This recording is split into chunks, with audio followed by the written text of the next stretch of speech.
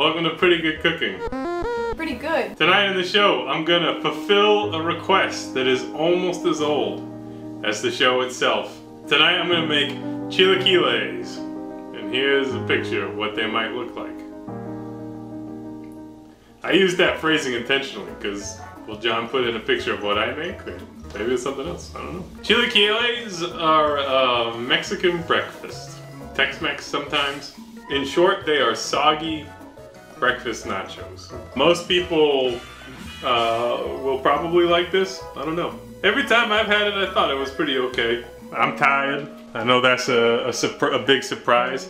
It do be that daylight savings time. So we got the motherfucking umbrellas. There they are. There's the left one and the right one.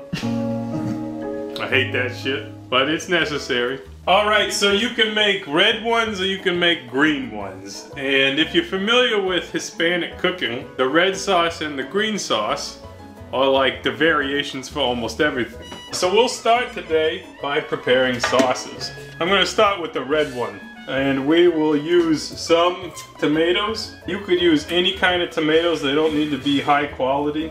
And in my case, they are not high quality. We have reached the end of the garden season.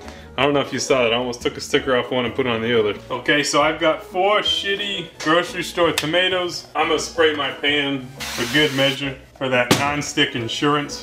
And if you really care, which I don't, you can core the tomato. Otherwise, just throw it on a pan. Boom, fantastic. And then, you know, make sure it's tidy. You got that one. Make sure the butts line up. Next, we will add half an onion. All right, and then some garlic cloves. These are a couple small ones from the garden. So those are gonna be 4 small cloves. And if you have fresh chilies around, you could throw one in here, but you don't have to. I happen to have an abundance of chilies. It's the end of the garden season, so I'm gonna throw one in for a depth of chili flavor. Actually, I'm gonna use half a chili. This is a jalapeno. Okay, and that can go into the oven, which we have heated to 425 degrees. And basically, we just want to roast it, get a little color. We're making a red sauce. But wait, viewer, did I tell you if we were gonna make green or red ones? It sounded like you were gonna make both.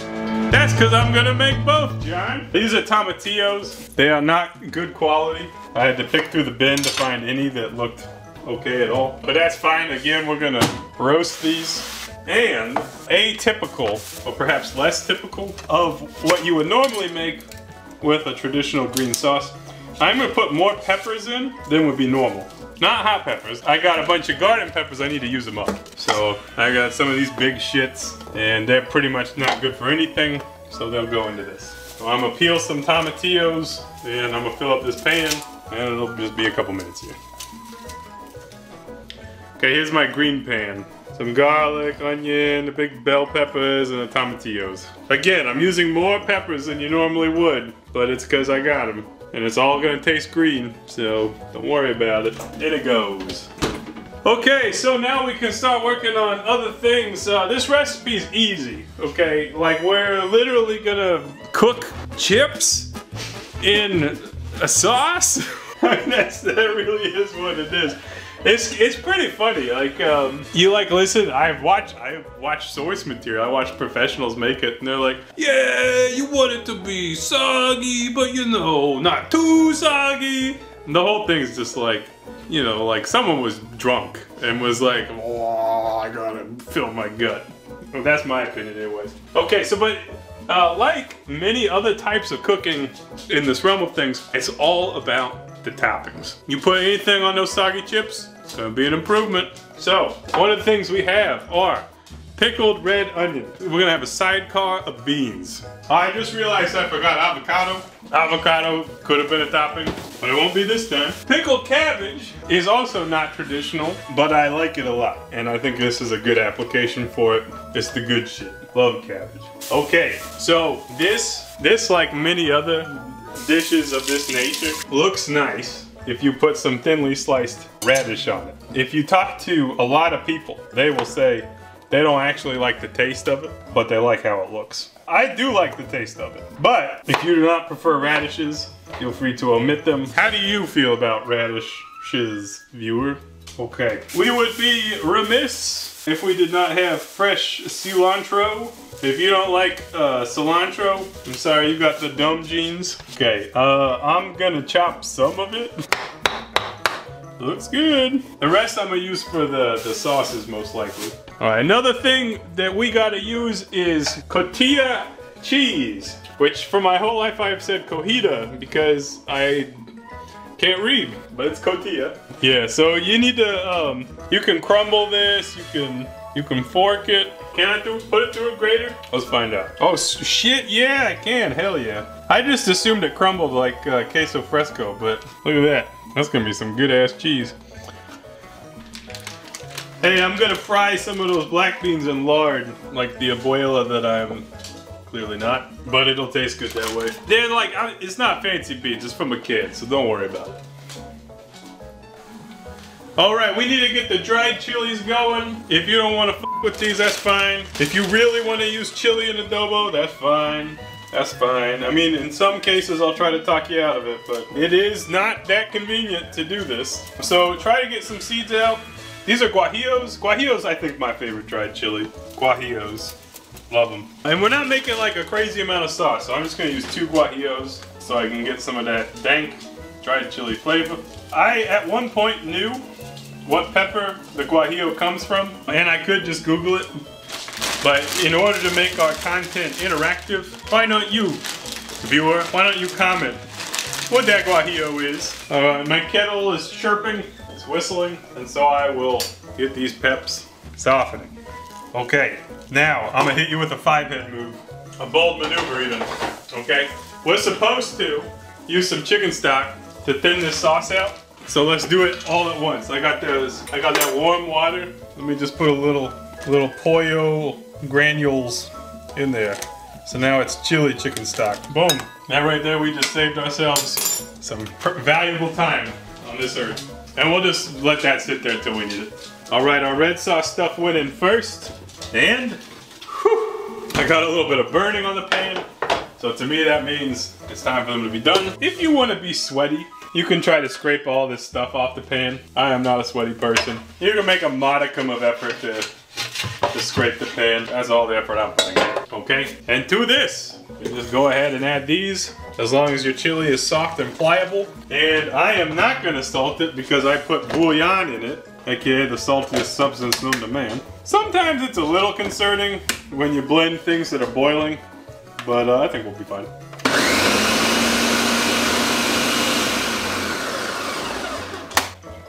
Whoa. Yeah, it really sucked it in there, didn't it? What could have gone wrong there? I'm sure I have no idea. Alright, how's it taste? It's good. It's actually not very spicy, which I think is good. We don't want it to be outrageously spicy. Alright, you can adjust that further from here, but I think it tastes fine. So I'm gonna go ahead and pour that back into our chili bowl, and I'll deal with it later. Alright, so then we just need to do the same thing with the green sauce. When that's done roasting, which probably should be soon. What do we got going on here? We can do it. Alright. I expect this to be a smaller amount. We have less volume going into the blender. I think I'll just maybe add a little bit of water if it needs it, but I don't even think it'll need that, to be honest. I am gonna add cilantro though. Cilantro is very good in the green sauce. And we'll blend that right in. Alright, lots of cilantro. And I will salt it this time. And we will blend this one as well.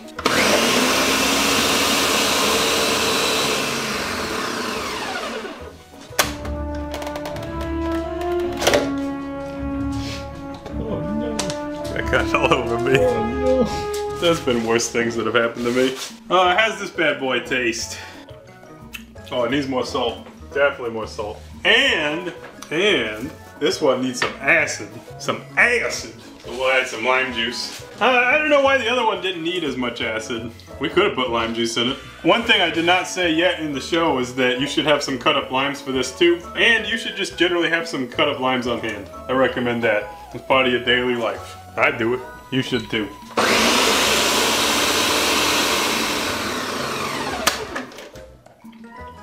Oh, that's good.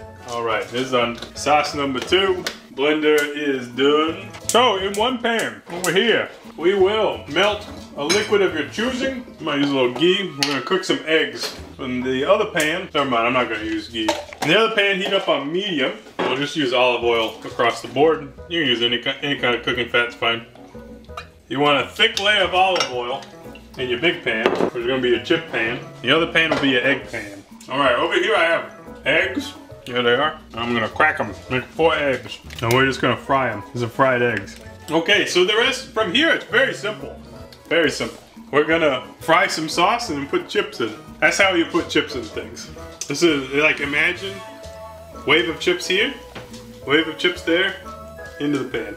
I salted the eggs. John wanted you to know that. All right, it's showtime. It should sizzle some when we fry the sauce. But basically, you want like a layer of sauce. So that we will have leftover sauce today. You're supposed to let this fry for a minute or 2.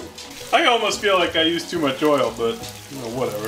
I think it's supposed to be a greasy dish, so like, I think it doesn't matter too much.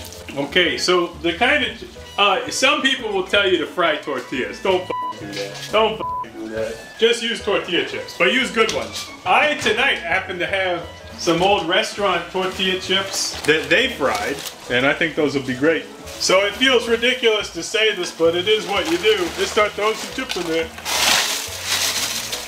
And then you move them around.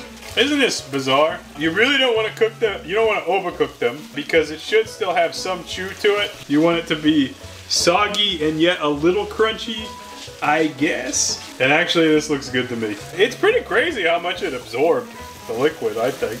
But yeah, I think we're good here. So we'll take that over to a plate. And you can see I use quite a bit of chips. They do shrink when you cook them. Almost looks like ravioli or something, okay? And then, rinse off your spatula. I'm gonna go ahead and put a couple eggs on that. 2 eggs. These are sunny side up eggs, just regular fried eggs. Oh god damn it, get back, get back. Oh no. Operation, get that egg back in there. Put this pan, ready for the next round. Yeah, there's some water, I'll just put some oil in it, it's no problem. Okay, we can work on our toppings. We can finish what this one looks like. I think it's gonna be great. Some pickled onions. Maybe a red cabbage garnish. That pink on pink looks pretty nice. Chopped cilantro all over the f***ing place, yeah. Gotta have the radish slices so they know that you know that some people eat radishes. That's what it's for. I think it's almost like radish virtue signaling. I don't know who's eating the radishes, except for me. I like it. Some of this cheese, oh my god, this cheese gonna get the greens. And boom, serve it with a lime, serve it with hot sauce, serve it with a sidecar of beans, and that right there is chilaquiles. Comes together real fast once you have everything made. I'm gonna do the other one. Same process. Fry our green sauce. This one looks blurpy. All right, we made them. Let's try them. Let's just try it. Say that this is the green one. This is the red one. Oh, that's the green one. Sorry, that's what John wanted me to say. All right, let's try just some chips.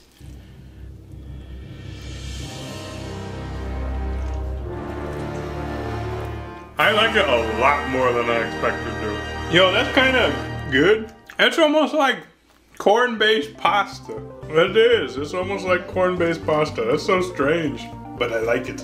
I like it a lot. Yo, this is like, I thought this would be dumb, to be honest, but I'm gonna make this for my wife on the weekend, and she's gonna be mad at how good it is, and be like, we're just gonna eat it all the time. Yeah, okay. I'll give you this one, chilaquiles. Let me try that green one. Yeah, that's good. I think these could be a little wetter, but I like it. I like it a lot. Well, okay, so in my ideal world, I would have a plate of half and half. That's what I would have. I would have red sauce on the one, green on the other side. Because they're both good. I like the texture and the chicken broth flavor, actually, in the red one. I feel like it's more of a smooth experience. These chips held up too well. They're almost hard to eat, but it's okay. Huh, well, liked it a lot more than I thought. It's good. Maybe you'll enjoy it. Happy breakfast. You should try this for a hangover. Feels like hangover food. Okay, well I guess that's our show. See you later. That's how you do it. Iggy, what do you think, Iggy? Iggy, Iggy. Good boy.